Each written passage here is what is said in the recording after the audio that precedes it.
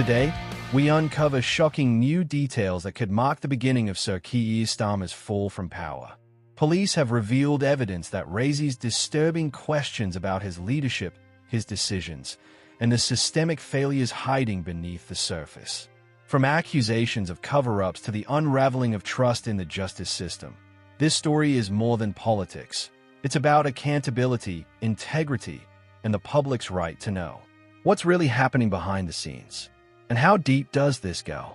Stay tuned. Here's what you need to know. The dramatic claims of Sir Keir Starmer's impending political collapse are not merely speculative. They are rooted in a series of revelations that strike at the heart of public trust.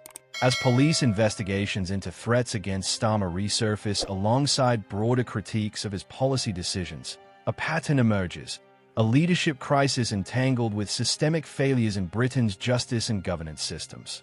This story transcends partisan politics, exposing a web of accountability gaps and institutional decay that demand scrutiny.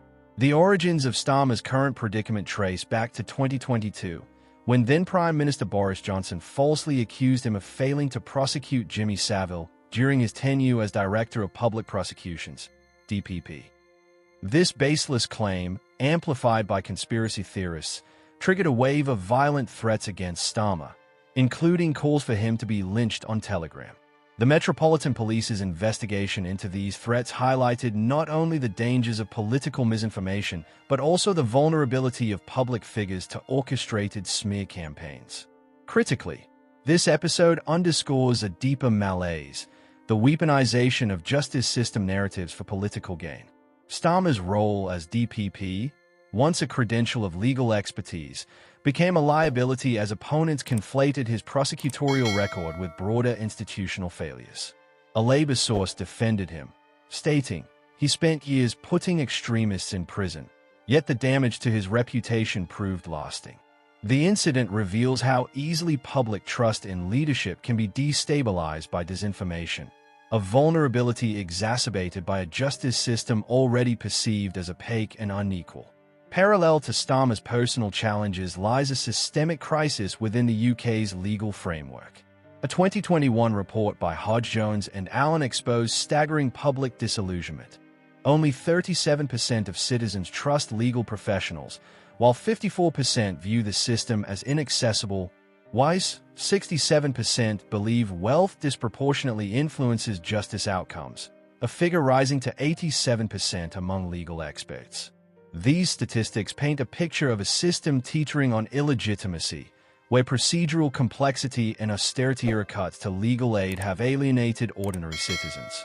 Starmer's recent policy speech, emphasizing trade-offs like new prisons and infrastructure, inadvertently touches on this crisis. His call for communities to accept prisons nearby in the name of justice clashes with public skepticism about who benefits from such sacrifices. When paired with his government's proposed Hillsborough Law, a duty of candor for public officials, the contradictions become stark. Can a leader advocating transparency reconcile with a justice system perceived as rigged for the powerful? The question lingers, unanswered. The broader context of Starmer's struggles is illuminated by the UK's chronic policy failures. As noted in a 2019 LSE analysis, projects like Brexit and universal credit exemplify a pattern of overly optimistic expectations and dispersed governance. Starmer's pledge to rebuild Britain through national renewal risks repeating these errors.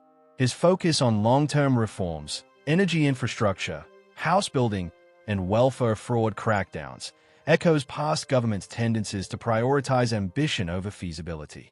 For instance, his plan to site GB Energy's headquarters in Aberdeen, while symbolically significant, sidesteps the logistical and fiscal challenges of transitioning to renewable energy.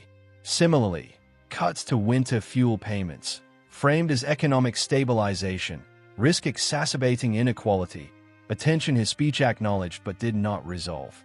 These trade-offs reflect a deeper systemic flaw, a political culture that rewards grand visions while neglecting implementation realities. Where leadership meets systemic decay. The intersection of Starmer's leadership crisis and institutional dysfunction raises disturbing questions.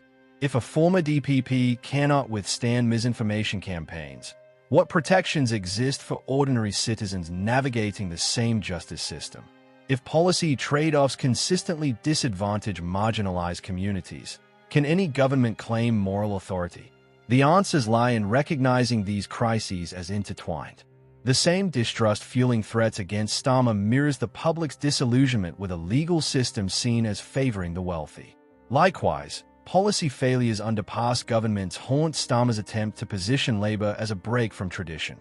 Without addressing these root causes, through legal aid restoration, anti-disinformation measures, and participatory policymaking, the cycle of distrust will persist.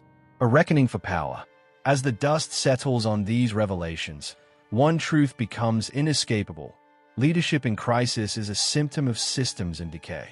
The threats against Starmer, the justice system's inequities, and the ghosts of policy failures past are not isolated issues. They are threads in a tapestry of institutional unaccountability. So we ask you, can a leader tainted by smear campaigns and systemic distrust truly enact meaningful change?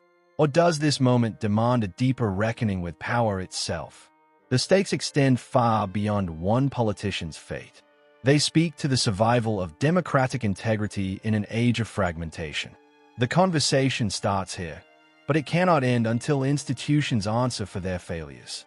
Subscribe, comment, and join us as we continue to expose the truths shaping our world.